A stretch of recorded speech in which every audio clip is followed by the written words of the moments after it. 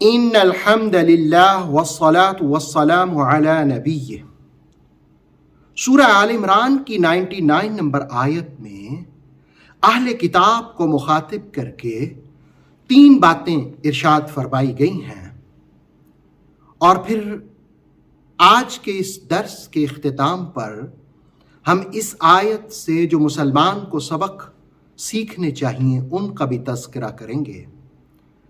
ارشاد باری ہے، قل یا اہل الکتاب، محبوب آپ فرمائیے اے اہل کتاب، لم تصدون عن سبیل اللہ من آمن، تم کیوں روکتے ہو اللہ کی راہ سے جو ایمان لائے، یعنی ایمان والوں کو اللہ کی راہ سے کیوں روکتے ہو؟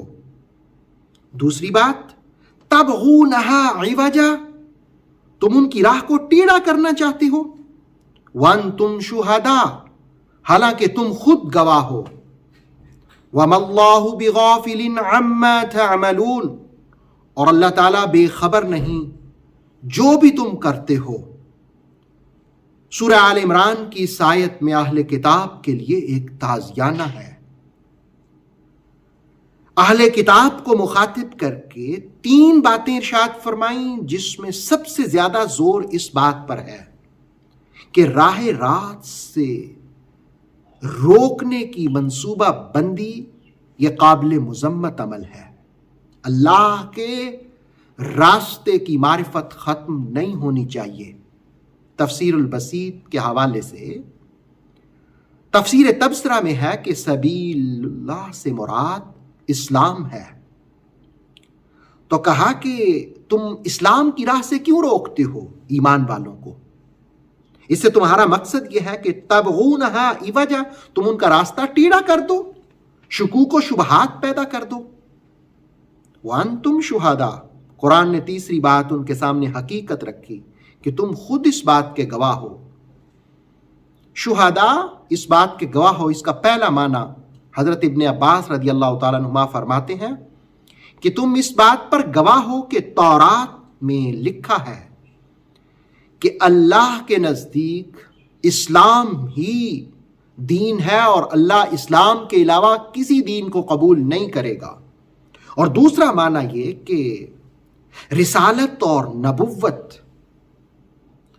کے معجزات کا ظہور جو ہوا اس کے بھی تم گواہ ہو، تم نے اپنی آنکھوں سے خود وہ جلوے دیکھے ہیں۔ اور تیسرا یہ کہ اللہ کی راہ سے، اسلام کی راہ سے روکنا جائز نہیں ہے۔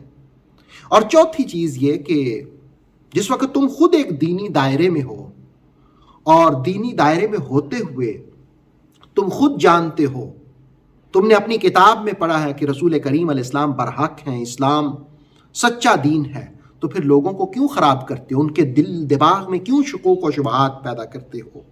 اور پانچویں چیز یہ کہ شہداء، ایک ضمیر کی عدالت بھی ہوتی ہے۔ تم تھوڑی دیر کے لیے اپنے آپ کو اپنے ہی ضمیر کی عدالت میں حاضر کرو تو تمہیں حقیقت سے آگاہی ہو جائے گی۔ اس آیہ مقدسہ سے چند باتیں جو ہم سیکھ سکتے ہیں وہ یہ کہ رسول کریم صلی اللہ علیہ وسلم کی باتیں اٹل اور حقیقت پر مبنی ہیں، اور دوسری چیز، زندگی میں کامیابی اور کامرانی کے لیے لہجے صاف ستھرے ہونے چاہیے، اور تیسری چیز کہ عام دائی کو رسول معظم علیہ الصلاۃ والسلام سے رابطے کے لیے درود و سلام سے روحانیت حاصل کرنی چاہیے، اور چوتھی چیز یہ کہ زندگی میں ترقی کے اہداف سیدھے ہونے چاہیے، 2 ٹوک ہونے چاہیے، واضح ہونے چاہیے، اور قابل عمل ہونے چاہیے۔ ٹیڑھے راستے قوموں اور شخصیتوں کو بکھیر دیتے ہیں۔ اور پانچویں چیز، قرآنی تربیت یہ ہے کہ اللہ کے راستے یعنی اسلام سے آگاہ رہو، ٹیڑھے راستے والوں کو بھی ذرا پہچان کے رکھو، کہیں وہ تمہیں غلطی میں مبتلا نہ کر دیں۔ اور چھٹی چیز، مسلمانوں کا وہی ہو سکتا ہے جو رسول معظم علیہ السلام کا وفادار ہے۔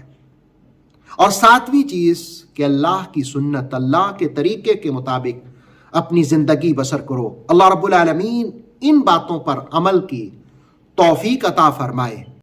ऑथेंटिक इस्लामिक नॉलेज के लिए नूर वही यूट्यूब चैनल को सब्सक्राइब कीजिए, बेल आइकन को भी लाजमी प्रेस करें।